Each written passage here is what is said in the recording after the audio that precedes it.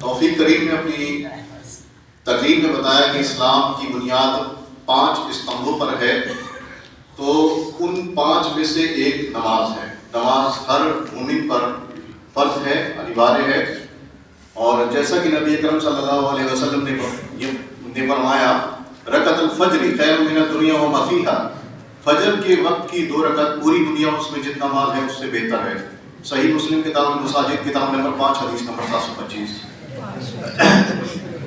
تو جب آپ اس بات کا تصور کر سکتے ہیں کہ جب 2 رکعت کی فضیلت یہ ہے تو 5 وقتوں میں جتنی رکعت ہوگی اس کی فضیلت کیا ہوگی۔ اس کے علاوہ قرآن و سنت کی بہترین باتوں کو ہم نے سماعت فرمایا، تو اس میں صرف انہیں سننا ہی کافی نہیں ہے، ان کے مطابق زندگی بھی ہمیں گزارنا لازم ہے، اور ایک ایسا کیریکٹر ہمیں اس کو قرآن و سنت کے حساب سے بلڈ کرنا ہے جس سے مسلم تو مسلم، غیر مسلم بھی ہم سے یا آپ سے، ہم لوگوں سے وہ عبرت حاصل کریں، کیونکہ غیر مسلم اللہ کا قرآن اور احادیث کا ذخیرہ نہیں پڑتا، وہ تو ہمیں دیکھ کر اسلام کی ایک امیج بلڈ کرتا ہے۔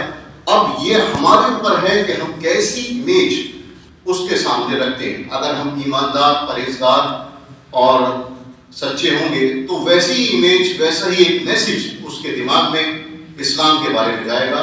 چلیے کہ اپنی بات کو زیادہ نہ کرتے ہوئے یہی ختم کرتا ہوں کہ اللہ ہم سبھی کو نیک عمل کی توفیق عطا فرمائے۔ السلام علیکم ورحمۃ اللہ وبرکاتہ۔